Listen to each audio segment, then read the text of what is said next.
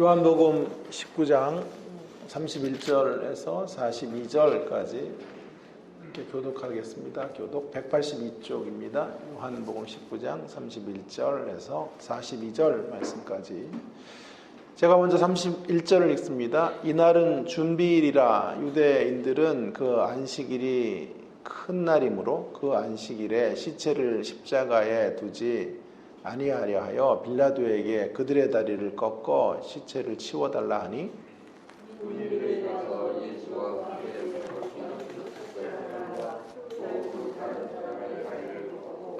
예수께 이르러서는 이미 죽으신 것을 보고 다리를 꺾지 아니하고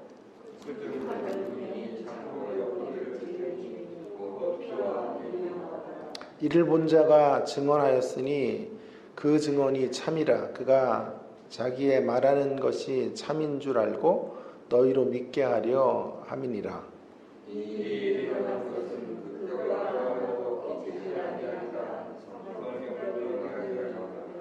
또 다른 성경에 그들이 그 찌른 자를 보리라 하였느니라.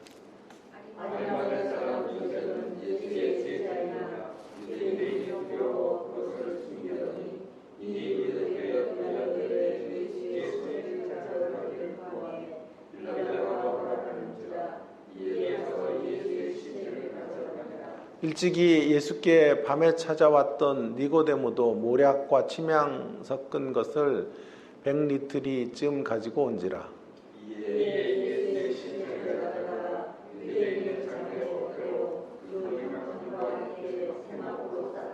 예수께서 십자가에 못 박히신 곳에 동산이 있고 동산 안에 아직 사람을 장사한 일이 없는 새 무덤이 있는지라. 이날은 유대인의 준비일이요 또 무덤이 가까운 고로 예수를 거기 두니라. 아멘. 오늘 퀴즈를 하나 내는 것으로 설교를 시작하려고 합니다. 십자가는 우리가 먹는 음식으로 비유한다면 무엇과 같을까요? 힌트는 해산물 중에 하나를 고르시면 되는데요. 참 하다하다 별걸 다 하죠. 재밌게 뭘 좀 만들려고 하는데 머리가 짧아서요. 이렇게밖에 안 되네요. 아마 십자가의 예수님은 십자가를 음식으로 비유한다면 전복과 같다 이런 생각이 듭니다. 예상하셨죠? 어떤 면에서 전복과 같을까요? 십자가 사건은 전복을 바다의 황제라고 말합니다.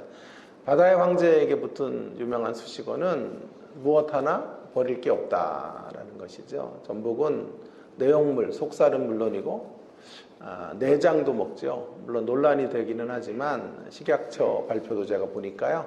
내장 문제 없다 이렇게 나와 있더군요. 그런가 하면 껍질도 매우 유용합니다. 껍질도 육수로 껍질을 야채와 함께 넣으면 훌륭한 육수가 된다고 하고요. 뜨거운 불에 껍질을 가열해서 유기질을 제거하면 가루로 그걸 빻아서 쓰면 눈에 그렇게 좋다고 하죠. 더욱이 나전칠기 재료로서 사용될 수 있다고 하니까 전복이야말로 뭐 하나 버릴 것이 없는 해산물이다 이렇게 말할 수 있을 것입니다. 예수님의 십자가가 이와 같다 할 수 있습니다. 예수님의 십자가의 처형, 그 처형의 기사는 기사 중에 하나도 버릴 것이 사실은 없습니다. 오늘 본문의 예수님의 십자가 사건 그리고 절정에서 돌아가시고 장례를 치르는 장면이 이제 소개가 되어져 있는데요. 여기에 뭐 허투루 하나 버릴 것이 없습니다. 그냥 넘어갈 대목도 없습니다. 그만큼 우리에게 남김없이 아낌없이 송두리째 주셨다라고 하는 것을 우리는 본문에서 발견해 갈 수 있을 것 같습니다.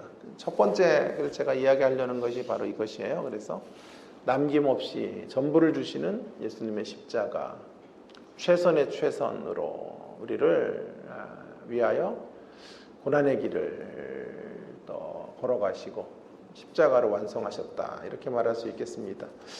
최선의 최선이라는 단어 좀 의미 있는 단어라고 생각이 듭니다. 여러분, 예수님께서 남김없이 모든 걸 주셨다라고 하는 것을 우리가 이야기하려고 할 때 31절부터 본문이 시작이 되고 있죠. 예수님이 십자가에 죽으시는 날로 선정한 시간, 선택한 시간이요. 준비일이에요. 준비일인데 안식일, 유대인들은 그 안식일이 큰 날이므로 이렇게 말하고 있잖아요. 큰 날을 준비하는 금요일인 거죠. 안식일이 계속 오지만 그 안식일 중에 큰 날이었다라고 말하니까 아마 6월절과 안식일이 함께 돌아온 주간이에요. 그러니까 그 안식일은 6월절 안식일인 거죠. 그 금요일에 돌아가신 거죠. 예수님은 이 날을 이렇게 선정하신 거예요. 자신의 죽음의 날을 6월절과 함께 있는 안식일 전날로 설정하신 거죠. 왜 하필 그날이었을까? 이런 질문을 한번 좀 우리가 던져보면서 의문을 좀 가지시고요. 이 의문을 좀 풀어갈 필요가 있겠는데요. 저의 답은 이것입니다. 예수님이 특별한 날을 준비하는 준비일에 돌아가셔야 자신의 시신을 빨리 수습할 수 있도록 하실 수 있기 때문에 그렇게 하신 거예요. 이게 무슨 말이냐? 시신을 빨리 수습하는 문제가 왜 중요한 것인가 하는 것인데요. 이제부터 좀 설명을 한번 여러분 제가 해드릴게요. 원래 이 십자가형이라고 하는 거는요, 속히 형을 집행하고 장례 절차를 밟을 수 있게 만들어 놓는 그런 처형 방식이 아니에요. 십자가는 일반적 처형 방식과는 매우 달리 수치와 혐오를 주는 그런 방식의 죽음이죠. 그래서 오랫동안 매달아요. 보통 길게는 며칠 동안 사람이 죽지를 않는 경우도 있다고 하잖아요. 달려서 마지막 숨을 이렇게 내쉬면서 그렇게 진해하게 되는. 그래서 오랫동안 십자가에 매달아 놓고 경종을 울리는 거예요. 새들이 와서 그 시신들을 쪼아 먹도록 하고, 그런 비참한 모습들을 사람들에게 보여줌으로써 로마에게 반역하는 사람들은 이와 같이 될 것이다 라고 하는 매우 시각적인 효과들을 드러내려고 하는 처형 방식이 십자가였다라고 하는 거죠. 그 후에는요, 그렇게 며칠을 혹은 몇 주를 십자가 위에 사람을 달아놓고 그리고 공동묘지 같은데 이렇게 묻는데요. 공동묘지도 준비된 묘지가 아니고요, 웅덩이 같은 것을 파놓고 유기해 버리면 들짐승들이 와서 그 시신들을 자신들의 밥 삼아 먹게 되는 처형 방식이 십자가인 거죠. 만일 예수님께서 이 특별한 준비일이 아니라 일반적인 금요일에 돌아가셨다면, 일반적 안식일을 준비했던 금요일이었다면 장례는 속히 이루어질 수 없었을 거예요. 십자가에 오래오래 예수님은 매달려 계실 수밖에 없었을 텐데요.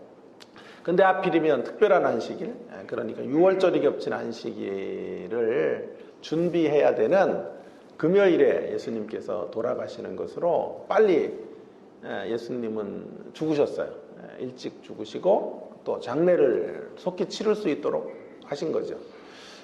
왜 그렇게 하셨냐 하면 중요한 대목은 이 대목이죠. 그 과정을 통하여 예수님이 이렇게 빨리 돌아가시고 빨리 또 시신을 수습해서 장례를 할 수 있게 하시는 것으로 예수님께서 어떤 분이신지를, 또 어떻게 돌아가셨는지를 부각시키려는 거예요. 그래서 오고 오는 모든 세대의 사람들에게, 주의 백성들에게 이 사실을 알려주시고 확인케 하시기 위한 의도에서 특별한 절기를 앞에 둔 그런 큰 안식일 전에 돌아가시게 된 것이죠. 그것이 무엇일까요? 예수님이 우리에게 알려주려고 했던 사인이 무엇이었을까요? 예수님이 우리를 위한 6월절 어린 양으로 자신의 전부를 주셨다라고 하는 걸, 자신의 전부를 아낌없이 주신 6월절 어린 양이었다, 이 사실을 분명히 하려고 예수님은 특별한 날을 선정하셔서 십자가에 돌아가신 것이죠. 여러분, 율법을 철저하게 지키는 이런 유대인들에게 죽은 사람의 시신은 부정하다라고 생각을 했죠. 그래서 6월절을 준비하고 있는데 시신이 십자가에 놓여져 있는 것, 그걸 원하지 않았겠죠. 그러면 땅을 더럽힌다라고 생각을 한 것이지요. 원래는 십자가를 통해 오래 매달아 놓고 수치와 공포를 조성해야 되는데 유대인들이 특별한 절기가 앞에 있기 때문에 시신을 빨리 십자가에서 내리게 요청을 하게 되는 거예요. 그래서 오늘 그 31절에 빌라도에게 이제 요청을 하는 거죠. 그들의 다리를 꺾어 시체를 치워달라. 다리를 꺾는 일은 혹시 살아있을 수 있기 때문에 완전히 다리를 꺾어서 최종적 죽음에 이르게 하고, 그리고 십자가에서 빨리 내려서 매장하도록 혹은 어떤 다른 방식의 장례를 치르도록 해달라고 간청을 하게 된 것이죠. 빌라도가 이러한 유월절 절기에 대한 유대인들의 생각을 모를 리 없기 때문에 그것을 허락해 주게 된 거예요. 그래서 32절로 가시면 군인들이 속히 가서 예수와 못 박힌 두 강도의 다리를 꺾게 되는 것이죠. 다시 말하지만 다리를 꺾는 건 죽음을 재촉하는 의도에서 그런 것이죠. 그런데 예수님의 다리를 꺾을 필요가 없었어요. 예수님의 다리를 꺾을 필요가 없었던 이유는 예수님은 두 강도보다 일찍 돌아가신 거죠. 일찍 돌아가시기로 계획을 세워 놓으신 거죠. 그래서 일찍 돌아가셨기 때문에 다리를 꺾지 않았다, 이렇게 이야기를 하지요. 다리를 꺾을 필요가 없어서 33절에 보면 예수께 이르러서는 이미 죽으신 것을 보고 다리를 꺾지 아니하였다. 이게 이제 놀라운 이야기예요. 이렇게 다리를 꺾지 않으시는 것은 출애굽기 12장 46절에 보시면 유월절 어린 양의 규례로서 유월절 어린 양이심을 분명히 드러내는 거죠. 유월절 어린 양은 다리를 꺾으면 안 된다라는 그 말씀을 지금 성취하고 계시는 거죠. 그러니까 예수님께서 이렇게 빨리 돌아가시고 속히 장례를 치르도록 하신 이유는 자신이 유월절 어린 양이시고 유월절 어린 양으로 그의 자녀들을 죄와 사망을 뛰어넘게 하시는 분으로 죽고 계시다는 것을 지금 장례 절차를 향해서 가고 계시다는 것을 죽음 이후에도 보여주시기 위한 거예요. 여러분, 자신의 죽음을 맞이하는 분이 이것까지 염두에 두셨어요. 마지막 죽음의 길들을 걷고 계시는 거예요. 죽음 이후에 어떤 죽음이 어떤 효과들을 만들어내야 되는지 하는 것까지 염두에 두시는 거죠. 제가 동료 교수님 이야기를 한번 오래전에 했는데 어머님이 소천을 하셨는데 참 놀라운 일이 벌어져요. 그 아들이 나온 대학에 어머님이 돌아가시기 전에 해부학 교실에 자신의 시신을 기증하신 거예요. 연대인데요, 그 학교가. 근데 그 학교는 해부학 교실에 시신을 기증하면 다른 데도 그런지 몰라도 장례 절차 일체를 병원에서 대고 특실을 빌려주고 마음껏 쓸 수 있도록 한다고 해요. 그리고 시신을 이제 얼리고 나중에 해부학 교실에서 사용하게 만든다고 하죠. 아들이 자신이 떠난 후에 형편이 어려운 가운데 장례 비용을 치르는 것이 마음에 아프시고, 또 아들이 나온 대학이 너무 자랑스러워서 어려운 살림에서 아들을 그 대학에 보내고 세계적인 신학자로 그가 서 있었기 때문에 아마 이 두 가지 마음이 교차했을 것이라고 생각합니다. 제가 장례식장에 제일 먼저 달려갔더니 저를 끌어안고 우시면서 통곡을 하시는 거예요. 어머님이 돌아가시면서까지 아낌없이 자신의 마지막 시신까지 허락하시고 해부학 교실에 내던지시며 하나 있는 아들을 염려하셨다라고 하는 말씀을 하시면서 얼마나 하염없이 우시는지 그 모습이 이 설교를 준비하는 데 눈에 선하게 이렇게 기억이 났습니다. 예수님이 바로 지금 그렇게 하고 계신 거죠. 제가 뭐 하나 버릴 것 없는 십자가라고 이렇게 타이틀을 붙였던 이유가 바로 여기에 있는 것입니다. 우리 때문에, 우리에게 유월절 어린 양으로 내가 왔고 내가 유월절 어린 양으로 죽고 있다는 사실을 알리셔야 됐기 때문에 날짜와 시간도 구체적으로 정하시고 자신이 임종하시는 시간도 빨리 앞당기시고 그렇게 세상을 떠나가셨던 예수님의 그 큰 사랑, 그 큰 사랑을 오늘 31절 이하의 말씀을 묵상하다가 또 가슴이 울컥해지게 되었습니다. 일종의 시신기증을 하고 계신 거예요. 시신기증을 통하여 또 우리를 향한 위대한 메시지 하나를 남겨놓고 떠나가시는 그 예수님. 그래서 우리 존재 중심에 6월절 어린 양 예수님이 계셔야 될 것을 상기시키는 거죠. 우리의 신앙의 존재 중심에 6월절 어린 양이 계시다라고 하는 것, 그거 놓치지 말고 그거 붙들고 6월절 어린 양 붙들고 살아야 한다라고 하는 것을 다시 한번 리마인드 시키는 마지막 죽음의 모습을 보는 것이죠. 조금 더 진행해 가보겠습니다. 34절에 보면 다리가 꺾이지 않는 대신에 그 중에 한 군인이 창으로 옆구리를 찌르게 허용하셨죠. 그러자 물과 피가 다 쏟아집니다. 이 물과 피에 대한 이야기는 제가 언제 한번 주일 예배로 한번 이전해서 특집으로 한번 다루도록 하겠습니다. 그때 여러분이 전에 했었는데 그렇게 생각하지 마시고요. 또 좀 깊은 이야기를 해야 되는데 시간이 없어요. 그래서 오늘은 그저 물과 피는 예수님 안에 있는 수분기가 다 빠진 이런 모습으로만 한번 이야기를 해보겠고요. 그 안에 좀 심층적 의미는 다음번에 한번 좀 다루도록 하겠습니다. 6월절 어린 양이라고 했죠. 다리가 꺾이지 않는 6월절 어린 양으로 모든 것을 아낌없이 허락하시는 주님의 모습. 모든 걸 다 쏟아붓고 계시는 거예요. 물과 피를 다 쏟고 계시는 주님의 모습. 한 방울의 액체도 몸에 남지 않도록 다 부어주시는 사랑.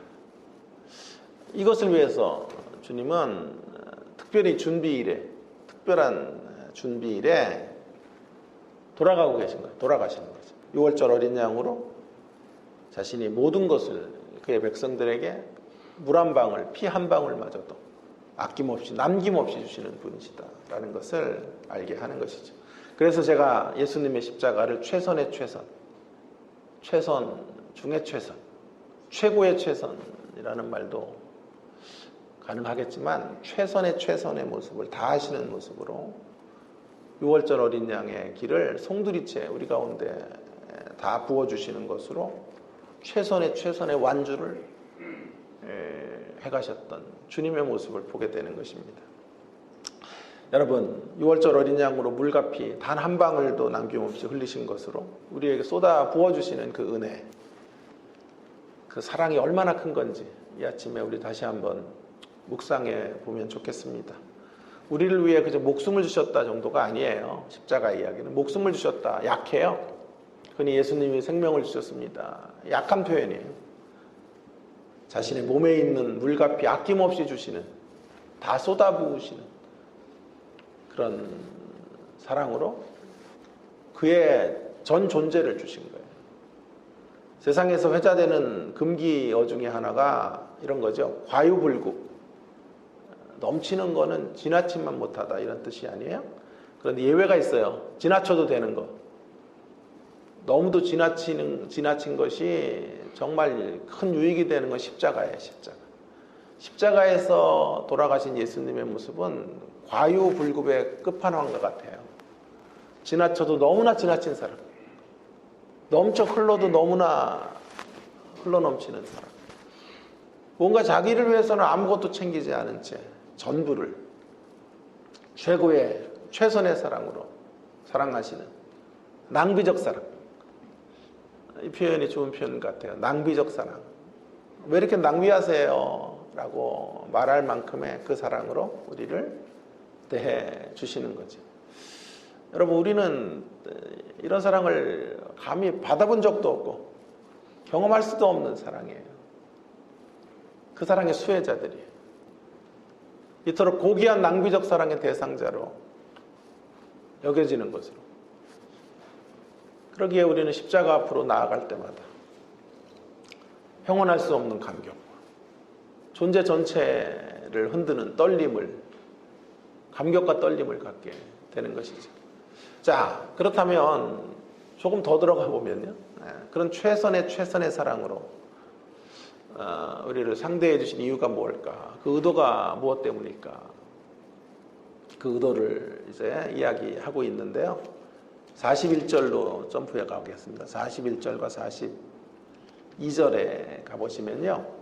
그 의도가 이제 무엇 때문인지 선명하게 나오는데요. 그 사랑을 힘입어, 그 아낌없이, 남김없이 다 주시는 그 사랑을 힘입어 새 시대를 살아가는 새 백성이 되도록 하시기 위함이 주님의 가장 큰 의도였다라고 말할 수 있어요. 그래서 41절, 42절은 예수님의 십자가에 못 박히신 것이 동산이라고 말해요. 요한복음은 아주 재밌어요. 예수님이 돌아가시는 곳을 동산이라고 이야기하고 장사 지낸 것도 동산이에요. 그리고 부활하신 것도 동산이라고 말해요. 이 왜 동산, 맛동산 말고요. 이 동산이라고 이야기하는 이유가 무엇인가라고 하는 건데요. 그래서 그 동산 안에 장사한 일이 한 번도 없었던 새무덤, 이 새라는 단어도 굉장히 의미심장한 상징성을 갖고 있는 거죠. 그래서 지금 죽음의 장소인 무덤을 어디다 뒀냐 하면 생명의 장소인 동산에 두었다는 거예요. 죽음의 장소인데 생명이 꼽힌다는 거죠. 이런 상징이에요. 무덤으로 상징되는 죽음의 역사가 동산으로 상징되어지는 생명의 역사가 펼쳐지는 자리로 변할 것임을. 그래서 여기 부활이 농축되어 있어요. 부활의 새 생명의 역사들이 여기서 펼쳐지게 될 것을 독자들에게 상기시키는 거죠. 한마디로 새 시대가 활짝 열리는 거예요.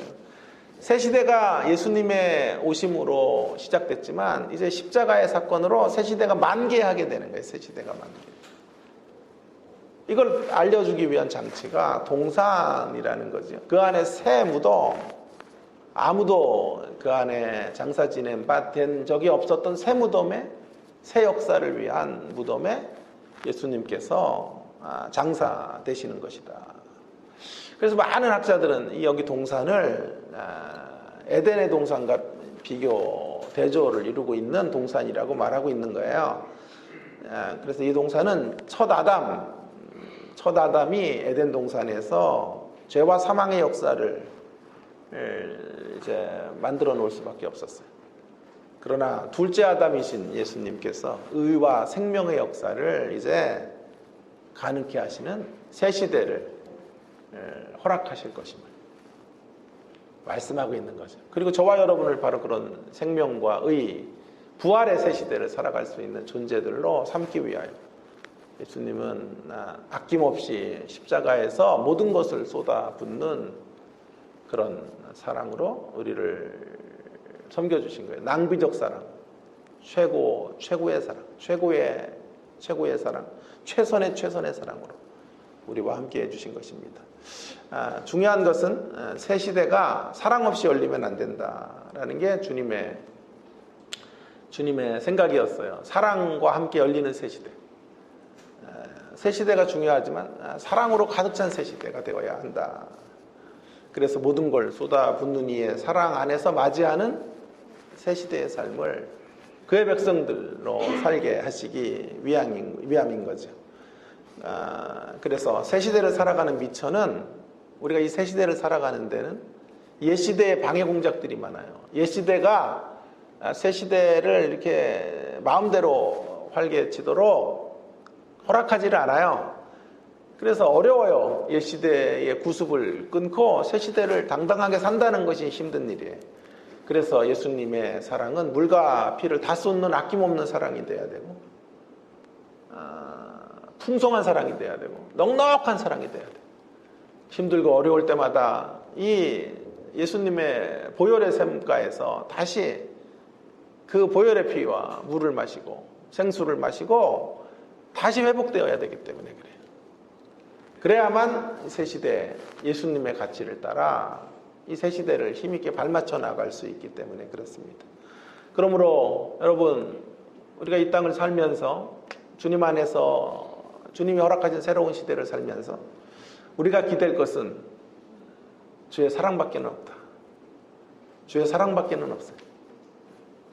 그 어떤 힘겨운 삶의 파도가 몰아쳐와도 아픈 현실의 자리에서도 슬픈 이별의 시간에도 우리는 주의 사랑, 그 그 사랑에 의지하고 그 사랑에 다시 우리의 마음을 갈아엎어서 그 현실을 견디고 우리에게 맡기신 새로운 시대를 힘있고 능력있게 살아갈 수 있는 새 시대의 공동체, 새 시대의 사람들로 서야 되겠습니다. 그 사실을 오늘 첫 번째 메시지로 제가 좀 말씀드리고 싶습니다. 자, 두 번째 메시지는 38절에서 40절까지인데요. 십자가 안에서 새 시대를 사는 사람들의 응답, 반응은 어떤 것인가 하는 것인데요. 그 반응은 무엇보다도 최선을 다해야 한다라고 하는 거죠. 여기 최선을 다하는 두 사람의 모습, 예수님의 장례 앞으로 나아가는 두 사람의 모습을 보는 것입니다. 첫째는 아리마대 요셉이라는 사람이죠. 그는 예수님의 시신을 수습하기 위하여 빌라도에게 나아가죠. 여러분, 시신을 달라. 유대인들이 빨리 저 시신을 치워야 된다고 아우성치니까 이 아리마대라는 지역에 있는 요셉이 예수님의 시신을 자신이 장례를 치르겠다라고 시신을 내려달라고 말하는 거예요. 얼마나 용기 있는 행동인지 여러분 길게 설명할 필요가 사실 없어요. 그는 사내들인 공의회 일원으로 사회적인 엄청난 지위를 가졌던 사람인 것이 분명해요. 왜냐하면 빌라도에게 가서 시신을 달라고 할 정도의 딜을 할 수 있는 사람이었다면 엄청난 권한의 사람이었음이 분명합니다. 그는 자신에게 부여된 지위를 가지고 사회적 신분을 가지고 마지막 예수님의 떠나심을 준비하는 장례위원이 된 거죠. 상주가 된 거죠. 예수님은 반역자로 처형을 지금 받고 있는 존재이기 때문에 그분의 시신을 수습하겠다고 공적으로 나서는 일은 그 사회에서 출교를 당할 수도 있는 사회적 매장이 되는 행위인 것이 분명합니다. 그 사실을 모를 리 없는 아리마대 사람 요셉은 그걸 아랑곳하지 않고 장례를 준비하는 이 당당한 자리, 이 결단의 신앙으로 나가고 있죠. 그런가 하면 그 일에 동참하고 있는 또 한 사람이 있습니다. 혼자로서는 할 수 없기 때문에. 또 한 사람이 니고데모인 거죠. 니고데모는 모략과 침향 100리트를 가지고 예수님 앞으로 나오죠. 그래서 100리트 리즘 정도를 가지고 오는데 이 분량은 32.7kg, 엄청난 분량이죠. 일반인 한 사람의 어떤 시신을 위해 사용할 분량을 훨씬 넘치는 거죠. 그래서 이제 많은 학자들의 이구동성의 이야기는 지금 니고데모가 왕의 장례를 준비하고 있다. 이 장례는 왕의 장례입니다. 라고 하는 것을 사인하고 있는 것이라고 주장하고 있는 거죠. 여러분, 니고데모는 요셉은 자신의 지위를 가지고 마지막 하나님에게 모든 걸 던지고 주님에게, 이제 니고데모는 자신의 재력을 있는 힘껏 사용해서 주님을 섬기는 거죠. 왕의 장례를 준비하고 있는 모습을 보게 되는 것입니다. 결국 두 사람은 자신에게 허락해 주셨던 세상적 지위와 물질을 다 사용해서 예수님의 십자가의 행렬에 함께 동참하고 있는 사람이 된 것이죠. 쉬운 일이 아니에요. 그럼에도 불구하고 그들은 이 일을 이루고 있어요. 이유는 딱 한 가지예요. 십자가의 가마력 때문에 그래요. 십자가의 은혜에 사로잡힌 거죠. 십자가로 인하여 코페르니쿠스적 전환이 이루어진 거예요. 가치혁명이 이루어진 거예요. 존재혁명이 이루어진 거예요. 십자가 여기까지 가야 돼요. 십자가가 우리 가운데 들어와서 애상적으로 주님을 바라보고 얼마나 아프셨을까, 나를 위해 생명 주셨네 정도가 아니라 십자가의 가마력이 우리 가운데 들어와서 우리의 전 존재를 떨게 하고 우리의 삶에 코페르니쿠스적 전환이 이루어지게 해야 돼요. 가치혁명이 이루어져야 돼요. 우리의 존재 전체가 움직여지는 역사가 십자가의 위대함이에요. 그 역사까지 가지 못했다면 우리는 진정한 의미의 십자가 교회는 아닌 거예요. 십자가 교회라는 이름만 있는 교회이지 진정한 의미의 십자가 교회가 되려면 가치와 존재 혁명의 자리까지 나가야 되는 거죠. 사도 바울의 고백이 생각이 납니다. 예수님의 가치에 눈뜨고 나서 그는 고백해요. 세상의 모든 것을 배설물로 여기며 살겠다고 말하죠. 자, 이제 묻지 않을 수 없어요. 왜 그렇다면, 자 보세요. 예수님의 처절한 십자가의 마지막 장면을 이 두 사람의 이야기로 연결짓고 있는 것일까를 이제 풀어가야 되겠습니다. 당연히 뭐 너무 당연한 거 아니에요? 십자가에 처형되고 장례 절차가 진행되는 이야기가 이어지는 게 당연할 텐데 그게 무슨 의문거리입니까? 예, 맞습니다. 그러나 그 이상의 의미가 있다고 생각해요. 예수님께서 지금 이 두 사람의 요셉과 니고데모를 거명하시는 이유가 있는데요. 이유는 이제 이 십자가를 통해 이루게 될 주님의 위대한 사역이 궁극적으로 무엇인지를 선명하게 드러내려고 하는 거죠. 아까도 얘기했지만 그것은 새 시대를 창조해가는 사람들을 만들어내는 일이에요. 십자가는 실패처럼 보여요. 실패의 역사 같이 느껴져요. 그러나 십자가의 역사는 무슨 엄청난 이벤트 같은 것을 통해서 엄청난 뭐 홍보 효과 같은 것을 노리면서 세상 속에 뿌리내리는 게 아니에요. 십자가는 이렇게 뿌리내리게 된다는 거예요. 실패한 것 같고 십자가에 죽는 예수가 수치스러워 아무도 움직일 수 없는 그 자리에 지위와 재력을 다 내던지고 예수님의 십자가를 위하여 자신의 존재 전부를 던졌던 그렇게 사람들을 변화시키는 역사. 그 역사가 십자가를 통해서 마치 겨자씨 한 알이 심겨지는 방식으로 펼쳐지게 될 것이다. 새로운 공동체가 세워지게 될 것임을 말하고 있는 거죠.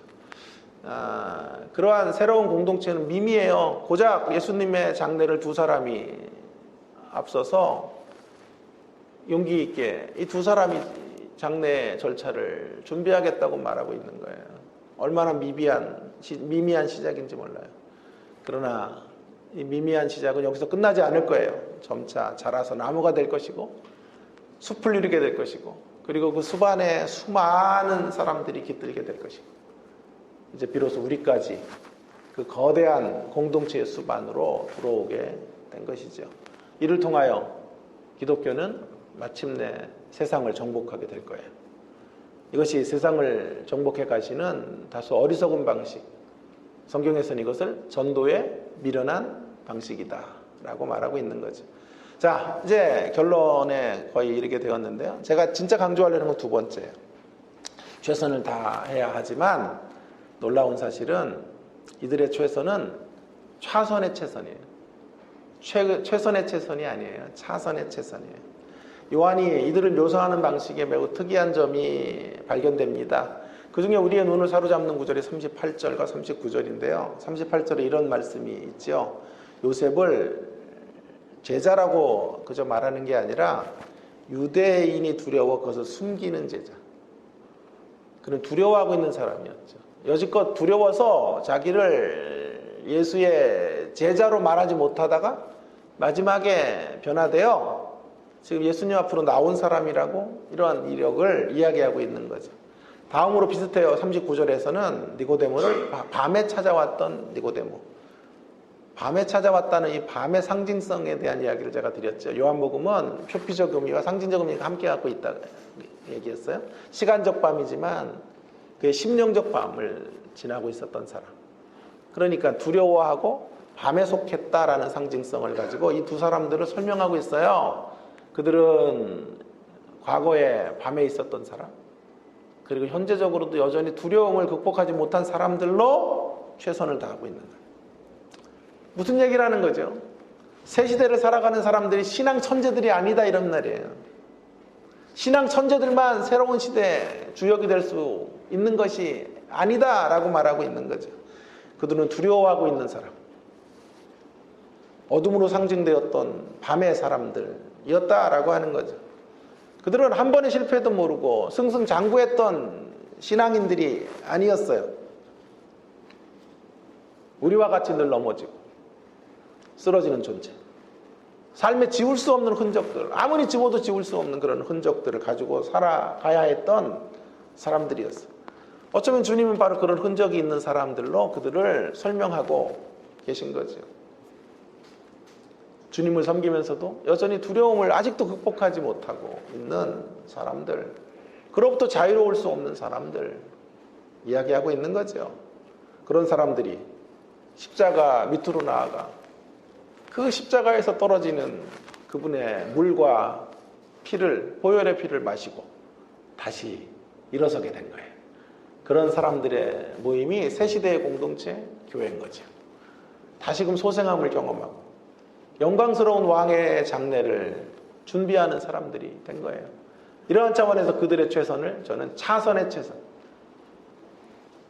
최선의 최선은 예수님의 것이고, 예수님에 반해서 그들이 하고 있는 최선은 차선의 최선, 우리가 주님께 드릴 수 있는 최선도 차선의 최선이에요.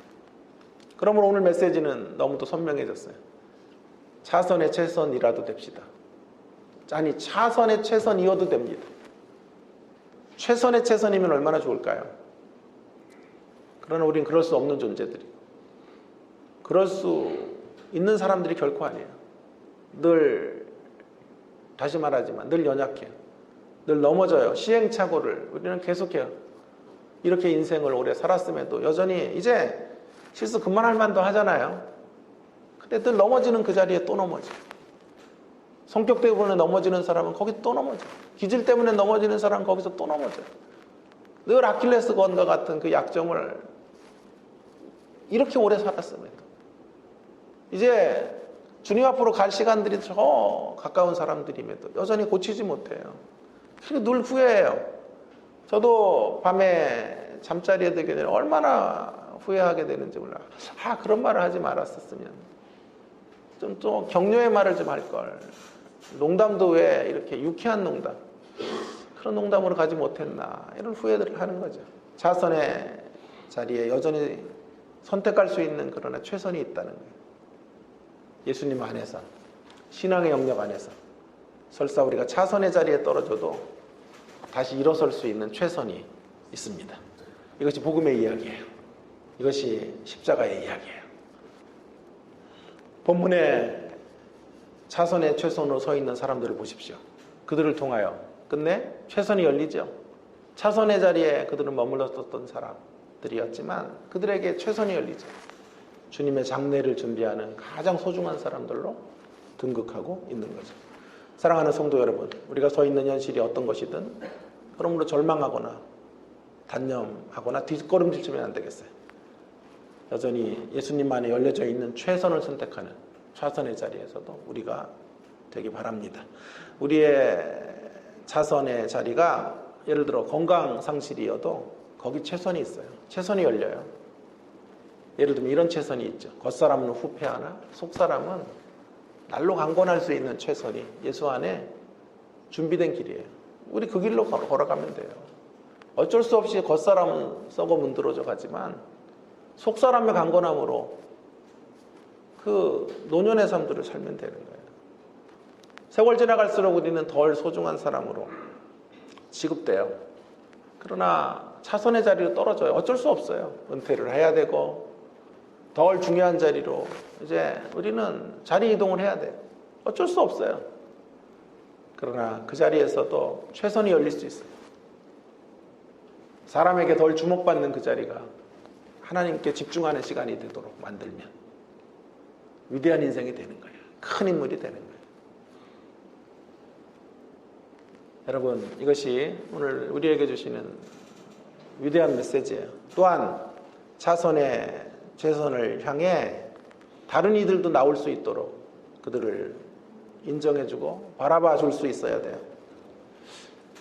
두려움의 사람도 밤의 사람도 변화될 수 있다는 사실을, 그들이 소중하게 붙잡았던 지위와 재물을 다 송두리째 던지면서 주님의 십자가를 향하여 달려갈 수 있다는 사실을 기억하시면서 아직 우리 인생 끝나지 않았기 때문에 누구도 속단하지 않았으면 좋겠습니다. 모든 사람을 대할 때 최선의 최선으로 나올 수 있는 가능성을 열어둡시다. 예수님이 마지막까지 요셉과 니고데모를 그들이 반환점을 돌도록 기다리셨던 것처럼, 그리고 그들이 마지막 십자가의 마지막 순간에 돌아온 것처럼, 그래서 더더욱 그들은 이 장례를 하면서 가슴이 먹먹했을 거예요.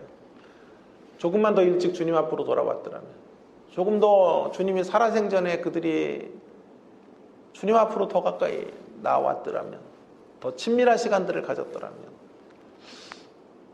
얼마나 좋았을까라는 진한 아쉬움이 통곡이 되어 장례를 준비하는 두 상주가 되었을 것이라고 생각해요. 그들이 예수님의 기다림의 작품입니다. 우리도 역시 주님의 기다림의 작품들이에요. 그러므로 또 우리가 기다리는 사람들, 그들을 향해서 우리는 절대 인상 쓰지 말아야 돼요. 쉽게 화내지 말고 인내로써 오랜 기다림으로 우리가 받았던 그 기다림의 은혜들을 기억하면서 다른 이들을 바라봐주는 저와 여러분이 될 수 있게 되기를 간절히 바랍니다. 최선의 최선은 못돼도 차선의 최선으로 온 마음 다하여 주님을 섬기고 하나님의 나라를 받들고 하나님 나라의 전이부대인 교회를 다하여 여러분 이유불문하고 손익계산 같은 거 하지 말고 주님이 필요하다고 하시면 주님의 최고의 최선, 최선의 최선에 감염된 자들로 아낌없이 내어주고 헌신하시고 수고하시고 순종하시는 온 마음 다하여 주님을 섬기는 주님의 십자가교회 모든 성도님들 되기를 주의 이름으로 축원합니다. 함께 기도하겠습니다. 오늘 주신 말씀을 좀 기억하면서 함께 기도하면 좋겠습니다. 우리 주님의 십자가의 사랑을 다시 한번 느끼는 시간이길 원합니다. 아낌없이 우리를 위해 주시는 최선의 섬김으로 주님은 남김없이 하나도 아까워하시지 아니하시고 낭비적 사랑으로 우리를 대해주셨습니다. 우리를 새 시대의 사람들로 세우시기 위하여 그 길을 걸어가셨던 주님의 모습을 기억하면서 늘 십자가의 사람으로 살기를 결단하는 우리가 되었으면 좋겠습니다. 십자가 안에서 새 시대를 살아가는 그런 사람으로 응답하기 원합니다. 비록 최선의 최선 이루지 못할지라도 실수하고 넘어지고 삶에 얼룩이 있고 부끄러운 인생의 이력을 갖고 있다고 할지라도 그 차선의 자리에도 최선이 있다는 걸 기억하고 어떠한 자리에도 복음 안엔 최선의 역사가 있다는 것을 기억하고 우리가 서 있는 그 자리에서 다시 일어서서 주님을 붙잡고 최선의 역사를 올려드리는 주님 우리에게 필요하다고 하시면 우리가 가지고 있는 물질도 건강도 재력도 지위도 명예도 던지고 손익계산 같은 거 하지 않고 가장 순수한 모습으로 주님을 섬기고 교회를 받들고 하나님 나라를 위하여 헌신하다가 오늘 아리마대 요셉처럼 니고데모처럼 그렇게 십자가의 길을 따라간 우리가 되기 원합니다. 통성으로 함께 같이 기도하고 마무리하겠습니다. 기도하십시다. 하나님 아버지 은혜를 감사합니다. 하나님의 십자가의 놀라운 사랑을 다시 한번 이 아침에도 기억합니다. 최고의 최선, 최선의 모습으로 우리를 사랑해 주시고 하나님 우리를 위하여 아낌없이 모든 것을 유월절 어린 양으로 쏟아부어 주시며